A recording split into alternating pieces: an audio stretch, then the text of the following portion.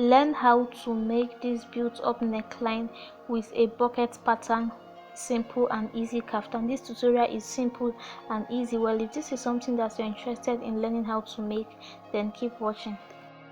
Hi guys, my name is Deratailor, your online fashion tutor.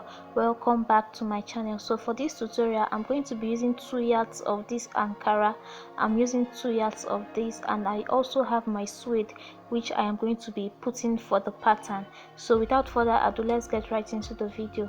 So I already have my folded back. The back is folded into 2 and the front is also folded into 2. My length is 46, so I already got my length. I took everything for the length. I went ahead to take my shoulder measurement, placing it from the front, and then after I marked my shoulder measurement, I'm just going to indicate it there. Then I'm just going to go ahead to measure my sleeve length. That's the length of the sleeve after taking my shoulder measurement. So from this point, I placed my tape at that point, and then I just measured the length of the sleeve. The original length was supposed to be 12 inches, but I minus 2 inches because I'm going to be adding suede on it. So that was why I minus 2 inches, because I'm going to be adding suede on it. And after taking this length as my sleeve length, that's the length of the kaftan. From the point that I took my sleeve length, I'm just going to come down by my round sleeve. That's how wide you want the sleeve of the kaftan to be, and then I went ahead to indicate it. And the round sleeve is 8.5, so I came down by 8.5 inches. Remember, it is on fold, so when you open it, it's going to be 16 inches when I open it. Sorry, it's going to be 17 inches when I open it. So I'm just going to continue going in a little bit by the same round sleeve. So I just marked 8.5. I went in by that 8.5. I went in, like I said, by that 8.5. After doing that, I just stopped at this point. Now below my round sleeve, I'm just going to be taking my hip measurement.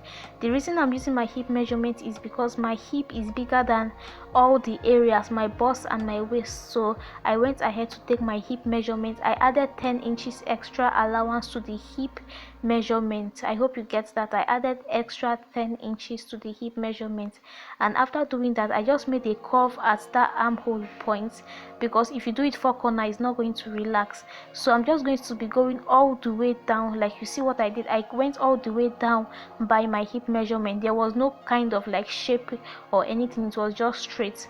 Now I'm just going to connect my sleeve lengths together in a straight line.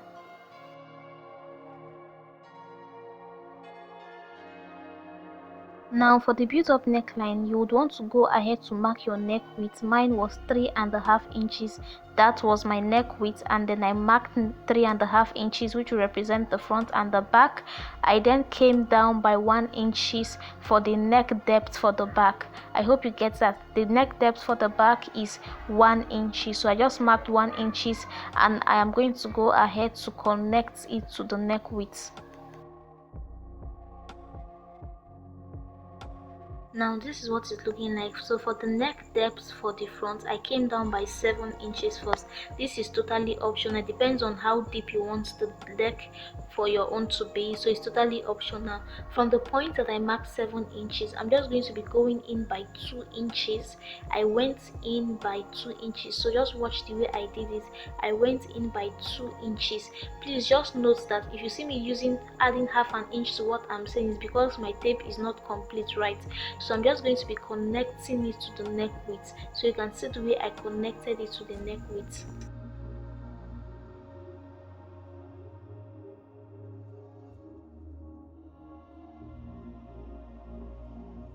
Went ahead to cut out the back depth. It was looking like. Now I'm just going to be cutting the front, so just watch the way I cut out the front. Now this is what it's looking like after I was done cutting out the front. So I'm just going to go ahead to stitch the shoulder areas, but before stitching it, I just make sure that I place the front and the back together. I opened both kaftans together, and then I just place the front carefully on top of the back. And before stitching, I'm just going to go ahead to add my lining. If you've watched my previous video, I always do add lining or hairstay to my kaftan. So before then, I'm just going to add my lining, and then I'm going to go ahead to stitch the shoulder areas. Now after adding my lining, I went ahead to stitch the shoulder areas, and this is what it's looking like. I'm going to turn it to the front for you to see. So this is what it's looking like right now. So we're going to be calculating the length of our neckline. Now this width area that we minus 1.5, you are not going to be starting your calculation from there. This is where you are going to be starting from. So you could see where I started calculating from. So you are just going to use your tape to round it, that's to round the whole neckline area. So just watch how I am doing it, and what you get is what you are going to use to create your band. I hope you get that. What you get is what you are going to use to create your band. So this is what I got for mine. You could see what I got for mine. So this is what we are going to be using, but then you are not going to be creating exactly that. You're not going to be making exactly that. You're just going to be leaving about 4 inches allowance to it. Now this is the band I'm working with, so the wideness of this band has to tally with what you minus from your neckline. Remember, we minus 2 inches from our neckline, but forget about my tape, the ½ inch is missing, but then this is supposed to be 2.5. Remember, we minus 2 inches, but you are going to add ½ inch for stitching allowance. Now the length of this has to tally with the length that you measured for your neckline, and then you're going to add about 6 to 7 inches for that space. I hope you get that. Now this is the band I created with my suede. I also added hairstay.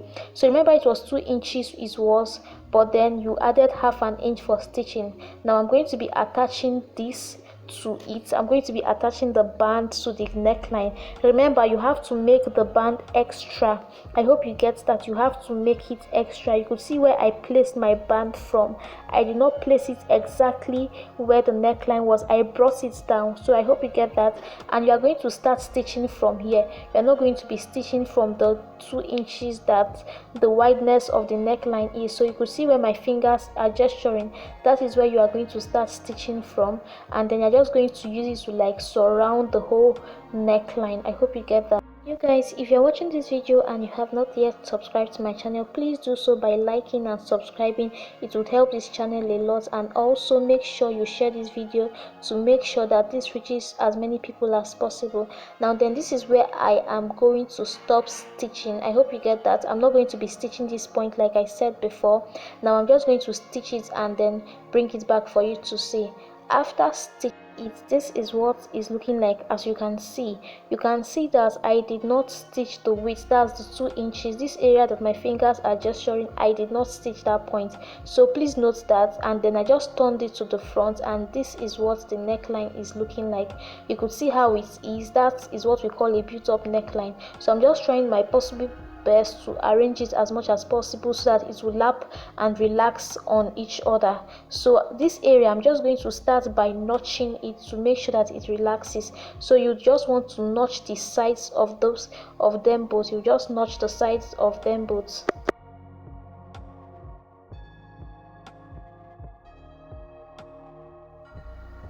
Now you can see what it's looking like after I was done notching it. It's going to relax much more better now. So I'm just going to try my possible best to relax this neck as much as possible. So you want to make sure that it is well relaxed before you stitch it. So please note that you want to make sure it is well relaxed before you stitch it. So this is just what I am doing. Now that it is looking like what it's looking like, I'm just going to go ahead to stitch it.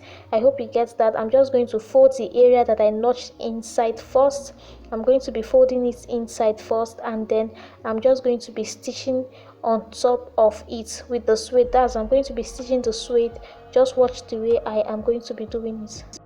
I am going to go ahead to make straight stitch at this point. Now I'm just going to go ahead to draft the pattern. I do have here my pattern paper that we are going to be using to draft the pattern. Now for the width of the pattern that we are drafting, that is totally optional by you. But for the length, what I just did was that the length, I just determined my length. You could see the length I used. Mine was like 12 inches for the length, and then for the width, you guys, that's the wideness of the pattern, I was using like 6 inches.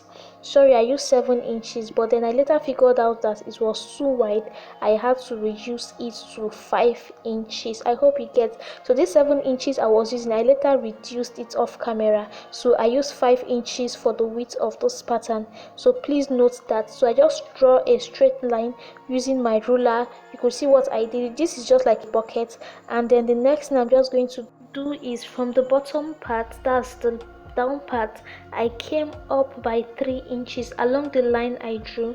So I came up by 3 inches and used my marker to indicate it. So I hope you get that. Now using my French curve, I'm just going to be connecting it to the rest of the bottom part. I hope you get. It's just the way you would draw it, like a bucket. So this is just it. That's just the way you would do it. So I just connected it together. So I hope you get that. And this is it for the pattern. I'm just going to be placing it on my suede and cut out exactly the same thing.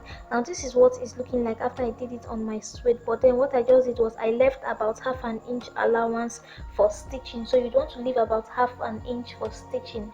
Now I also went ahead to add hairstay for strength. Now I'm going to be attaching it to my main kaftan, but before then I went ahead to cut out the excess that we had here before. Okay, this is what it's looking like after I was done stitching it. I did not show you guys after I was done stitching, but this is what it's looking like after I was done stitching it. Now all you just have to do is to place your kaftan on top of it. You could see the way I did it. I just placed it on top of it, of course making sure that it covered the stitching we made on the neckline, and then you're just going to go ahead to stitch everything. And now for the sleeve, I went ahead to create a band for the sleeve. Remember, we minus 2 inches for the band, so I created this band for the sleeve, and then I'm just going to be attaching it to the sleeve area, of course calculating the length of the sleeve and making sure that they tally with each other.